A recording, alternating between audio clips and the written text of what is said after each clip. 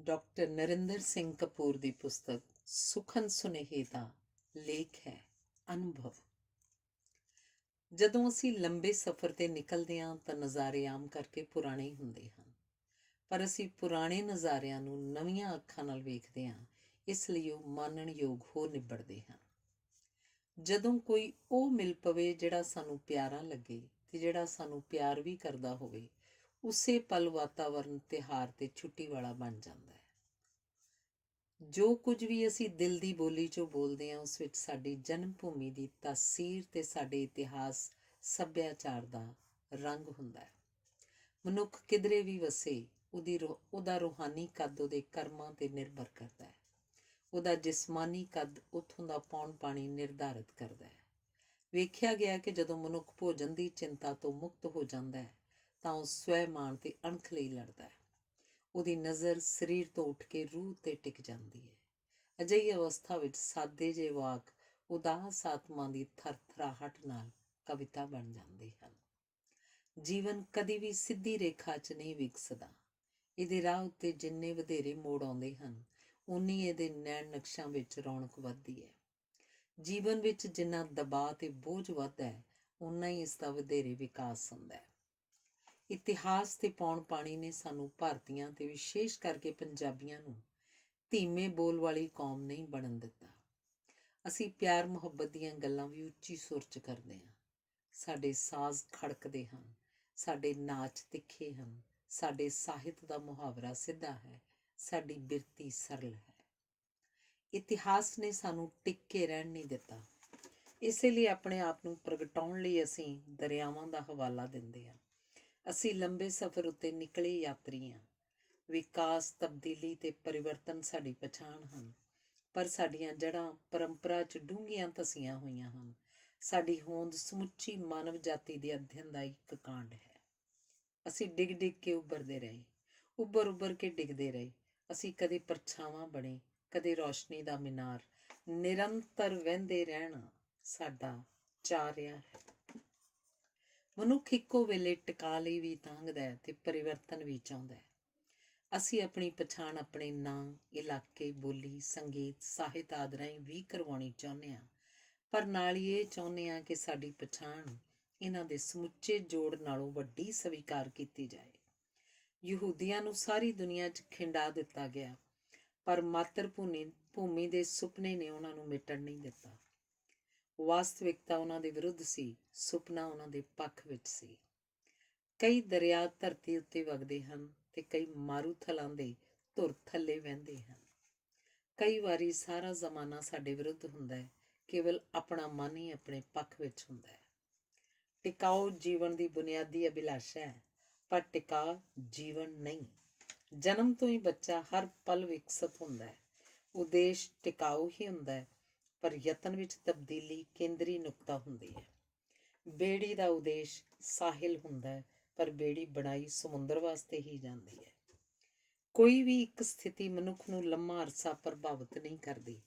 ਉਹ ਤਬਦੀਲੀ ਲਈ ਉਦੋਂ ਸਭ ਤੋਂ ਵੱਧ ਤਾਂਘਦਾ ਹੈ ਜਦੋਂ ਉਸਦੇ ਆਲੇ ਦੁਆਲੇ ਵਿੱਚ ਖੜੋਤ ਹੋਵੇ। ਅਮਨ ਦਾ ਸਤਾਇਆ ਉਹ ਹਥਿਆਰ ਲਿਸ਼ਕਾਉਂਦਾ ਹੈ, ਹਥਿਆਰਾਂ ਦਾ ਝੰਬਿਆ ਉਹ ਅਮਨ ਲਈ ਤਾਂਘਦਾ ਹੈ। ਮਨ ਦੇ ਖਾਲੀਪਨ ਨੂੰ ਭਰਨ ਲਈ ਉਹ ਵਸਤਾਂ ਇਕੱਠੀਆਂ ਕਰਦਾ ਹੈ, ਪਰ ਵਸਤਾਂ ਤੋਂ ਉਪਜੇ ਉਪਰਾਮਤਾ ਨਾਲ ਉਹ ਮਨ ਦੇ ਮੁਹੱਲਿਆਂ 'ਚ ਗੁਆਚੇ ਚੈਨ ਨੂੰ ਤਲਾਸ਼ਦਾ ਹੈ। ਬੜੇ ਅਰਸੇ ਮਗਰੋਂ ਉਹਨੂੰ ਸਮਝ ਆਉਂਦੀ ਹੈ ਕਿ ਸੁੱਖ ਵਸਤੂ ਵਿੱਚ ਨਹੀਂ, ਮਨੁੱਖ ਦੀ ਸੋਚਣੀ ਵਿੱਚ ਹੁੰਦਾ ਹੈ। ਸਦਾ ਤਾਂਘਵਾਨ ਰਹਿਣਾ ਮਨੁੱਖ ਦੀ ਆਦਤ ਹੈ। ਹਵਾ ਤੇ ਪਾਣੀ ਜਿਉਂਦੇ ਰਹਿਣ ਲਈ ਲਾਜ਼ਮੀ ਹਨ। ਜਦੋਂ ਮਨੁੱਖ ਹਵਾ ਤੇ ਪਾਣੀ ਦੇ ਪੱਖੋਂ ਸੁਰਖਰੂ ਹੋ ਜਾਏ ਤਾਂ ਉਹ ਭੋਜਨ ਲਈ ਤਾਂਘਦਾ ਹੈ। ਜਦੋਂ ਭੋਜਨ ਨਿਰਧਾਰਤ ਹੋ ਜਾਏ ਤਾਂ ਸਿਰ ਉੱਤੇ ਛੱਤ ਲਈ ਯਤਨ ਕਰਦਾ ਹੈ। ਛੱਤ ਪ੍ਰਾਪਤ ਕਰਕੇ ਉਹ ਦੀਵਾਰਾਂ ਅੰਦਰਲੀ ਖਾਲੀ ਥਾਂ ਨੂੰ ਭਰਨ ਲੱਗ ਜਾਂਦਾ ਹੈ। ਆਪਣੇ ਦੁਸ਼ਮਣਾਂ ਚੋਰਾਂ ਤੋਂ ਆਪਣੀ ਰੱਖਿਆ ਕਰਦਾ ਹੈ, ਤੇ ਜਦੋਂ ਮਨੁੱਖ ਦੀਆਂ ਬੁਨਿਆਦੀ ਲੋੜਾਂ ਪੂਰੀਆਂ ਹੋ ਜਾਣ ਤਾਂ ਉਹ ਮਾਣ ਸਤਿਕਾਰ ਪ੍ਰਾਪਤ ਕਰਨ, ਪਤਵੰਤਾ ਖਵਾਉਣ ਦੇ ਯਤਨਾਂ 'ਚ ਰੁੱਝ ਜਾਂਦਾ ਹੈ। ਉਹ ਕਿਸੇ ਵੀ ਸਥਿਤੀ 'ਚ ਹੋਵੇ, ਉਸ ਤੋਂ ਅਗਲੇਰੀ ਉਚੇਰੀ ਸਥਿਤੀ ਉਸ ਨੂੰ ਸਹਿਮਤਾ ਮਾਰਦੀ ਹੈ ਤੇ ਨਵੇਂ ਖੇਤਰਾਂ ਵੱਲ ਵੱਧਦਾ ਹੈ, ਨਵੇਂ ਸੰਬੰਧਾਂ ਵਿੱਚ ਪ੍ਰਵੇਸ਼ ਕਰਦਾ ਹੈ। ਕਿਸੇ ਟੋਲੇ, ਸਮੂਹ, ਜਥੇ, ਪਾਰਟੀ ਆਦਿ ਦਾ ਆਗੂ ਬਣਨਾ ਉਹਦੀ ਸਮਾਜਿਕ ਲੋੜ ਬਣ ਜਾਂਦੀ ਹੈ ਤੇ ਪ੍ਰਸ਼ੰਸਾ, ਸਨਮਾਨ ਤੇ ਮਾਨਤਾ ਉਹਦੀਆਂ ਭਾਵੁਕ ਲੋੜਾਂ ਬਣ ਜਾਂਦੀਆਂ ਹਨ। ਮਨੁੱਖ ਭਾਵੇਂ ਕਿੰਨਾ ਕੁਝ ਪ੍ਰਾਪਤ ਕਰ ਲਏ, ਉਹ ਸੰਤੁਸ਼ਟ ਨਹੀਂ ਹੁੰਦਾ। ਜਦੋਂ ਵਸਤਾਂ ਤੇ ਕਮਾਈਆਂ ਨਾਲੋਂ ਨਹੀਂ ਪਰਚਦਾ ਤਾਂ ਉਹ ਉਮਰ ਦੇ ਉਸ ਪੜਾਅ ਤੇ ਪਹੁੰਚ ਚੁੱਕਾ ਹੁੰਦਾ ਜਦੋਂ ਉਸ ਵਿੱਚ ਅਸੰਤੁਸ਼ਟਤਾ ਦਾ ਭੇਤ ਜਾਣਨ ਦੀ ਦਾਰਸ਼ਨਿਕ ਇੱਛਾ ਜਾਗਦੀ ਹੈ। ਜਿਨ੍ਹਾਂ ਦੀ ਸੋਚ ਵਿੱਚ ਗਿਆਨ ਦਾ ਸੰਕਲਪ ਕਮਾਈ ਨਾਲ ਬੱਝਾ ਹੋਇਆ ਹੈ, ਉਹ ਸੱਚੇ ਗਿਆਨ ਦੇ ਸਨਮੁਖ ਨਹੀਂ ਹੁੰਦੇ।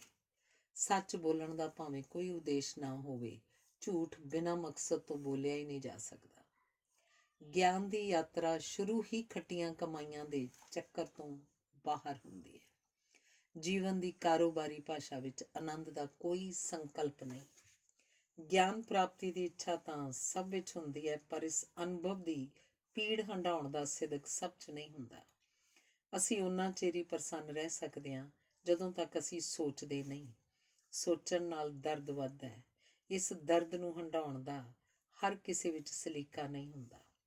ਸੋਚਣਾ ਇੱਕ ਜ਼ਿੰਮੇਵਾਰੀ ਹੈ ਤੇ ਜ਼ਿੰਮੇਵਾਰੀ ਤੋਂ ਬਿਨਾਂ ਸਥਿਰਤਾ ਸੰਭਵ ਨਹੀਂ। ਜੇਕਰ ਮਨੁੱਖ ਸੋਚੇਗਾ ਨਹੀਂ ਤਾਂ ਸਾਰੀ ਉਮਰ ਕਬਾੜੀ ਬਣਿਆ ਰਹੇਗਾ।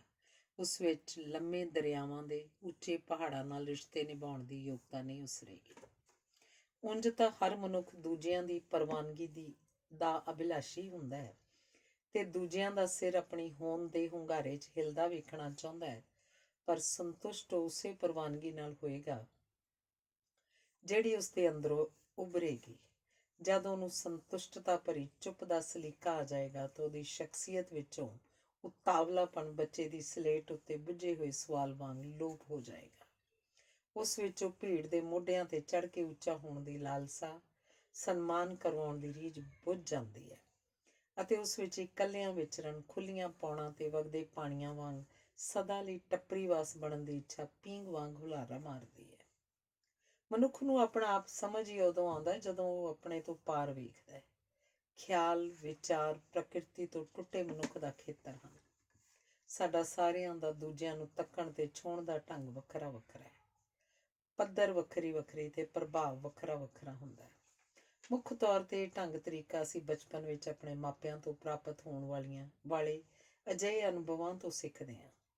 ਤੱਕਣ ਤੇ ਛੂਹਣ ਦੇ ਅਨੁਭਵ ਦੁਨੀਆ ਨਾਲ ਸਾਡੇ ਰਿਸ਼ਤੇ ਦੀ ਪੱਧਰ ਨੂੰ ਨਿਰਧਾਰਤ ਕਰਦੇ ਹਨ। ਕਈ ਲੋਕ ਕਤਲ ਕਰਕੇ ਵੀ ਸਾਬਤੇ ਸਬੂਤੇ ਰਹਿੰਦੇ ਹਨ ਤੇ ਕਈ ਅਜਿਹੇ ਹੁੰਦੇ ਹਨ ਜਿਨ੍ਹਾਂ ਨਾਲ ਵਧੀਕੀ ਦੂਜੇ ਕਰ ਰਹੇ ਹੁੰਦੇ ਹਨ, ਪਰ ਸ਼ਰਮ ਉਹਨਾਂ ਨੂੰ ਆ ਰਹੀ ਹੁੰਦੀ ਹੈ। ਇਹ ਭੁਲੇਖਾ ਹੈ ਕਿ ਮਰੀਜ਼ ਦਵਾਈਆਂ ਨਾਲ ਠੀਕ ਹੁੰਦੇ ਹਨ। ਮਰੀਜ਼ ਡਾਕਟਰਾਂ, ਨਰਸਾਂ ਦੀ ਤੱਕਣੀ ਤੇ ਛੋਹ ਨਾਲ ਠੀਕ ਹੁੰਦੇ ਹਨ। ਜੇ ਡਾਕਟਰ ਦੀ ਨਜ਼ਰ 'ਚ ਦਰਦ ਹੈ ਤੇ ਉਹਦੀ ਛੋਹ 'ਚ ਮਮਤਾ ਹੈ ਤਾਂ ਬੇਇਲਾਜ ਵੀ ਅਰੋਗ ਹੋ ਜਾਂਦੇ ਹਨ। ਨਹੀਂ ਤਾਂ ਮਰੀਜ਼ ਕਹਿੰਦੇ ਸੁਣੇ ਗਏ ਹਨ, ਮੁੱਕ ਗਈ ਕੁੱਲ ਪਛਾਣ, ਚਲੋ ਸ਼ਮਸ਼ਾਨਾਂ ਨੂੰ ਚਲੀਏ। ਸਾਡਾ ਦੂਜਿਆਂ ਨਾਲ ਵਿਹਾਰ ਇਸ ਗੱਲ ਤੇ ਨਿਰਭਰ ਕਰਦਾ ਹੈ ਕਿ ਅਸੀਂ ਆਪਣੇ ਆਪ ਬਾਰੇ ਕੀ ਸੋਚਦੇ ਹਾਂ। ਜੇ ਆਪਣੇ ਆਪ ਬਾਰੇ ਸਾਡੀ ਸੋਚ ਉਸਾਰੂ ਤੇ ਨਰੋਈ ਹੈ ਤਾਂ ਅਸੀਂ ਘੱਟ ਬੋਲਾਂਗੇ ਤੇ ਸਾਡੇ 'ਚ ਬਹੁਤ ਕੁਝ ਮਾਫ਼ ਕਰਨ ਤੇ ਅਣਡਿੱਠ ਕਰਨ ਦੀ ਯੋਗਤਾ ਹੋਏਗੀ। ਜੇ ਸਾਡੀ ਆਪਣੇ ਆਪ ਬਾਰੇ ਸੋਚ ਚੰਗੀ ਨਹੀਂ ਤਾਂ ਨਾ ਕੇਵਲ ਅਸੀਂ ਵਧੇਰੇ ਬੋਲਾਂਗੇ, ਸਗੋਂ ਨਿੱਕੀ ਨਿੱਕੀ ਗੱਲ ਤੇ ਭੜਕ ਉੱਠਾਂਗੇ। ਗਲਤੀਆਂ ਤਾਂ ਅਸੀਂ ਸਾਰੇ ਹੀ ਕਰਦੇ ਹਾਂ, ਪਰ ਗਲਤੀਆਂ ਮੰਨਣ ਦੀ ਦਲੇਰੀ ਤਾਂ ਹੀ ਆਏਗੀ ਜੇ ਆਪਣੀਆਂ ਨਜ਼ਰਾਂ 'ਚ ਅਸੀਂ ਆਪ ਉੱਚੇ ਹਾਂ।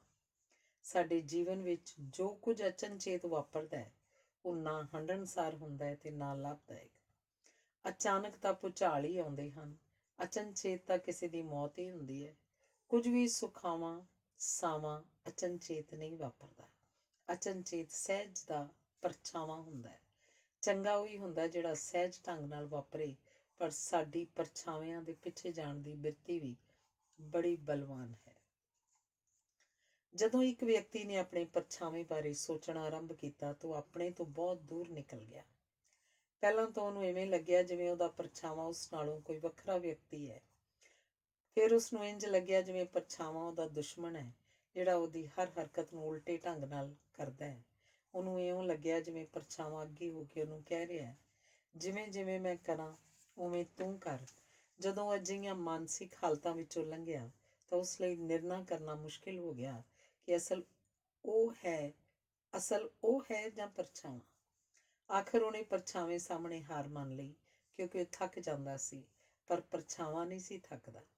ਕੁਰਸੀ ਉੱਤੇ ਬੈਠਣ ਦੀ ਥਾਂ ਉਹ ਪਰੇ ਖਲੋ ਕੇ ਟੇਢਾ ਹੁੰਦਾ ਰਹਿੰਦਾ ਤਾਂ ਕਿ ਪਰਛਾਵਾਂ ਕੁਰਸੀ ਤੇ ਬਹਿ ਸਕੇ। ਉਹਨੂੰ ਆਪ ਬੜੇ ਔਖੇ ਢੰਗ ਨਾਲ ਝੁਕਣਾ ਪੈਂਦਾ ਤਾਂ ਜੋ ਪਰਛਾਵਾਂ ਸੌਂ ਸਕੇ। ਇਵੇਂ ਉਹ ਵਿਅਕਤੀ ਆਪਣੇ ਪਰਛਾਵੇਂ ਦਾ ਪਰਛਾਵਾਂ ਹੋ ਨਿਬੜਿਆ। ਜਿਹੜੇ ਵਿਅਕਤੀ ਆਪਣੇ ਆਪ ਬਾਰੇ ਬਹੁਤ ਅਧਿਕ ਸੁਚੇਤ ਹੋ ਜਾਂਦੇ ਹਨ, ਉਹ ਪਰਛਾਵੇਂ ਦੇ ਮਗਰ ਲੱਗ ਕੇ ਆਪ ਔਖੇ ਹੁੰਦੇ ਰਹਿੰਦੇ ਹਨ। ਮੇਰੇ ਇੱਕ ਰਿਸ਼ਤੇਦਾਰ ਹਨ, ਉਹ ਜਦੋਂ ਗੇੜਾ ਮਾਰਦੇ ਹਨ ਸਾਨੂੰ ਰੱਬ ਅੱਗੇ ਅਰਦਾਸ ਕਰਨ ਲਈ ਮਜਬੂਰ ਕਰ ਦਿੰਦੇ ਹਨ। ਉਹ ਗਊ ਦਾ ਹੀ ਦੁੱਧ ਪੀਂਦੇ ਹਨ, ਗਊ ਵੀ ਉਹ ਜੋ ਚਿੱਟੇ ਰੰਗ ਦੀ ਹੋਵੇ। ਦੁੱਧ ਉਹ ਪੀਂਦੇ ਹਨ ਜਿਹੜਾ ਬਾਹਮਣ ਨੇ ਚੋਇਆ ਹੋਵੇ। ਬਾਹਮਣ ਵੀ ਉਹ ਜੋ ਦੁੱਧ ਚੋਣ ਤੋਂ ਪਹਿਲਾਂ ਨਹਾਤਾ ਹੋਵੇ। ਨਹਾਵੇ ਵੀ ਉਸ ਪਾਣੀ ਨਾਲ ਜਿਹੜਾ ਉਹਦੇ ਹੀ ਨਹਾਉਣ ਲਈ ਹੱਥ ਨਾਲ ਨਲਕੇ ਨਾਲ ਗੇੜਿਆ ਗਿਆ ਹੋਵੇ। ਹੁਣ ਜੋ ਕਹਿੰਦੇ ਹਨ ਕਿ ਉਹ ਬਹੁਤ ਸਾਦੇ ਹਨ, ਸੰਤੁਸ਼ਟ ਹਨ। ਉਹ ਗੱਲਾਂ ਵਿਸ਼ਵਾਸ ਦੀਆਂ ਕਰਦੇ ਹਨ, ਪਰ ਪ੍ਰਗਟਾਉਂਦੇ ਅਵਿਸ਼ਵਾਸ ਹਨ। ਵਿਸ਼ਵਾਸ ਤੇ ਅਵਿਸ਼ਵਾਸ ਦੀ ਭਾਵਨਾ ਵੀ ਸਾਡੇ ਜੀਵਨ ਵਿੱਚ ਮਹੱਤਵਪੂਰਨ ਰੋਲ ਅਦਾ ਕਰਦੀ ਹੈ, ਅਤੇ ਹੋਰ ਅਨੁਭਵਾਂ ਵਾਂਗ ਇਹ ਅਨੁਭਵ ਵੀ ਸਾਨੂੰ ਬਚਪਨ ਵਿੱਚ ਹੀ ਪ੍ਰਾਪਤ ਹੁੰਦਾ ਹੈ।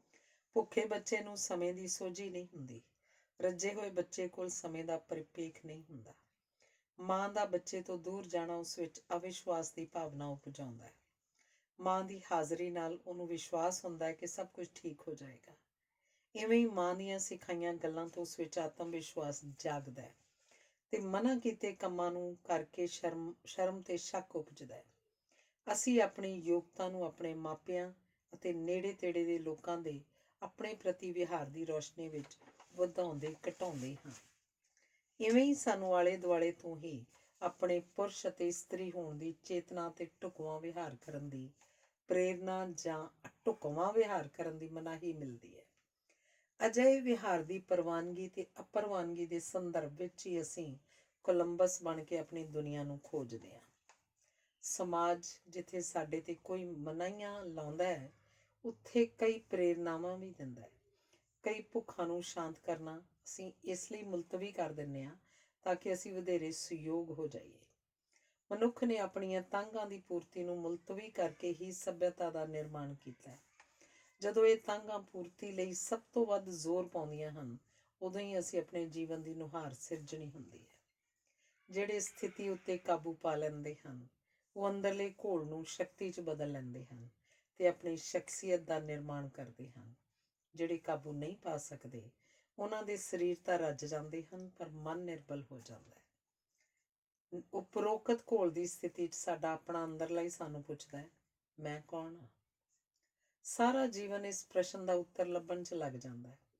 ਇਸ ਪ੍ਰਸ਼ਨ ਦੇ ਉੱਤਰ ਲਈ ਅਸੀਂ ਕਈ ਵਾਰੀ ਇਕਾਂਤ ਭਾਲਦੇ ਹਾਂ, ਕਈ ਵਾਰੀ ਕਿਸੇ ਦਾ ਸਾਥ। ਜਿੰਨੀ ਸ਼ਿੱਦਤ ਨਾਲ ਸਾਡੇ ਅੰਦਰੋਂ ਇਹ ਪ੍ਰਸ਼ਨ ਪੈਦਾ ਹੁੰਦਾ ਹੈ, ਉਨੀ ਸ਼ਿੱਦਤ ਨਾਲ ਅਸੀਂ ਆਲੇ ਦੁਆਲੇ ਨਾਲ ਕਿੱਕਲੀ ਕਲੀਰ ਪਾਵਾਂਗੇ।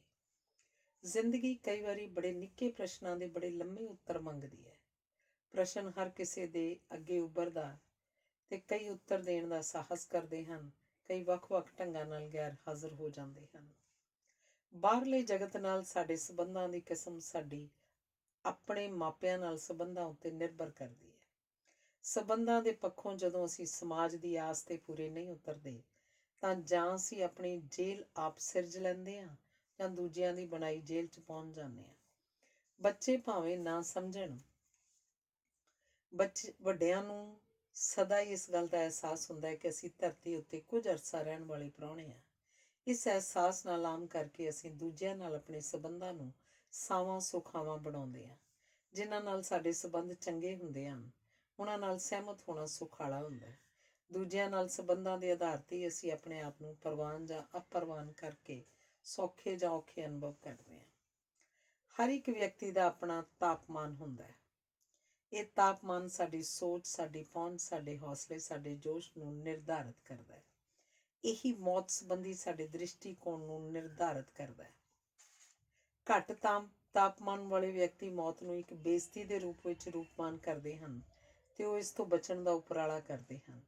ਜਿਨ੍ਹਾਂ ਦਾ ਤਾਪਮਾਨ ਠੀਕ ਹੁੰਦਾ ਹੈ, ਉਹ ਮੌਤ ਦੀ ਅਟਲਤਾ ਦੇ ਸੰਦਰਭ ਵਿੱਚ ਆਪਣੀਆਂ ਮੁਸ਼ਕਿਲਾਂ ਤੇ ਸਮੱਸਿਆਵਾਂ ਦਾ ਚੌਖਟਾ ਨਿਰਧਾਰਿਤ ਕਰਦੇ ਹਨ। ਤੁਸੀਂ ਵੇਖਿਆ ਹੋਵੇਗਾ ਕਿ ਕਈ ਵਿਅਕਤੀ ਮੌਤ ਸੰਬੰਧੀ ਬੜੇ ਧੀਰਜ ਨਾਲ ਤੇ ਬੜੇ ਉਸਾਰੂ ਢੰਗ ਨਾਲ ਗੱਲਾਂ ਕਰਦੇ ਹਨ।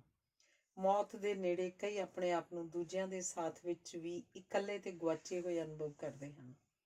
ਕਈ ਗੁੱਸੇ ਹੋ ਜਾਂਦੇ ਹਨ ਤੇ ਪੁੱਛਦੇ ਹਨ, ਮੈਂ ਕਿਉਂ ਮਰ ਰਿਹਾ ਹਾਂ? ਕਈ ਰੱਬ ਨਾਲ ਸੌਦਾ ਕਰਦੇ ਹਨ, ਜੇ ਇਸ ਵਾਰੀ ਬਚ ਗਿਆ ਤਾਂ ਬਾਕੀ ਉਮਰ ਪੂਜਾ ਪਾਠ ਵਿੱਚ ਲਗਾਵਾਂਗਾ। ਕਈ ਪਿੱਛੇ ਰਹਿਣ ਵਾਲਿਆਂ ਸੰਬੰਧੀ ਫਿਕਰ ਕਰਕੇ ਉਦਾਸ ਹੋ ਜਾਂਦੇ ਹਨ। ਕਈ ਸੁੰਨਮਸਾਨ ਬਣ ਜਾਂਦੇ ਹਨ, ਉਹ ਆਪਣੇ ਮਨ ਨੂੰ ਖੋਲ੍ਹਦੇ ਹੀ ਨਹੀਂ।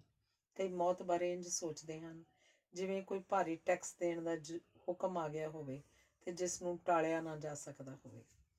ਮੌਤ ਦੇ ਨੇੜੇ ਮਨੁੱਖ ਨੂੰ ਆਪਣੇ ਬਚਪਨ ਤੋਂ ਦੂਰ ਅਤੀਤ ਦੀਆਂ ਯਾਦਾਂ ਵਧੇਰੇ ਸਪਸ਼ਟ ਹੋ ਜਾਂਦੀਆਂ ਹਨ, ਜਦੋਂ ਕਿ ਇੱਕ ਦਿਨ ਪਹਿਲਾਂ ਵਾਲੀ ਗੱਲ ਵੀ ਉਹਨੂੰ ਯਾਦ ਨਹੀਂ ਰਹਿੰਦੀ।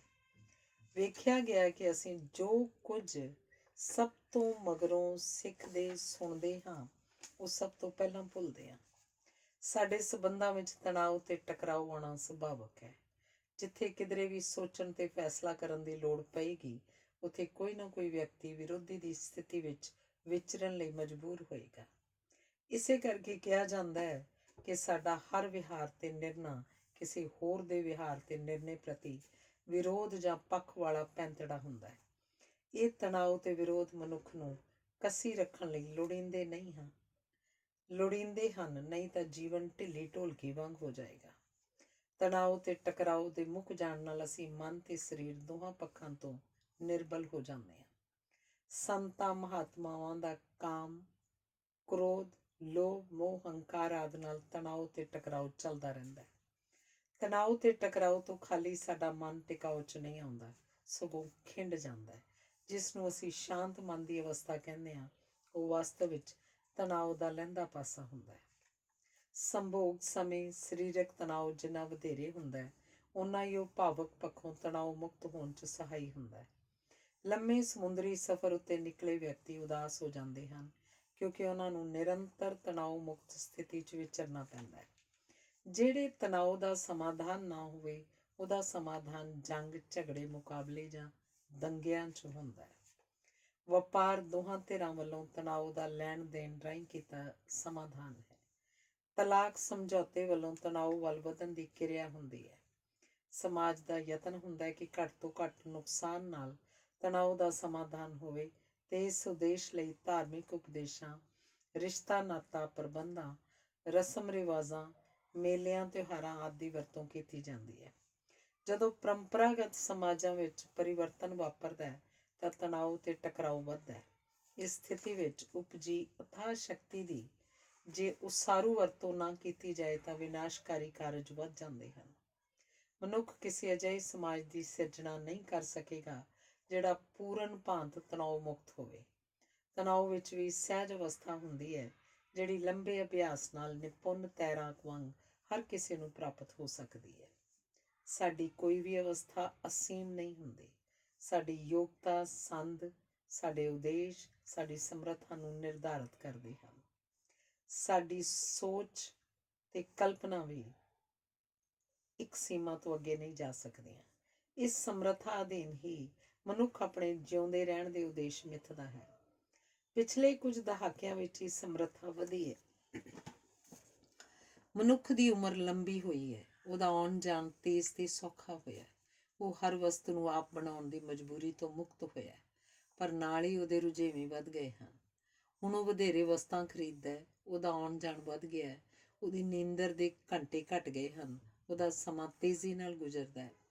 ਬਹੁਤ ਕੁਝ ਸਸਤਾ ਤੇ ਸੌਖਾ ਹੋ ਗਿਆ, ਪਰ ਸਾਡਾ ਜੀਵਨ ਬੜਾ ਗੁੰਝਲਦਾਰ ਹੋ ਗਿਆ। ਪਹਿਲਾਂ ਸਾਡਾ ਜੀਵਨ ਕਿਸਮਤ ਦੇ ਅਧੀਨ ਸੀ, ਹੁਣ ਰਾਜਨੀਤੀ ਦੇ ਅਧੀਨ ਹੈ। ਪਹਿਲਾਂ ਸਰੀਰਕ ਸੁੱਖ ਘੱਟ ਸਨ, ਪਰ ਸਾਡਾ ਅੰਦਰਲਾ ਸ਼ਾਂਤ ਸੀ।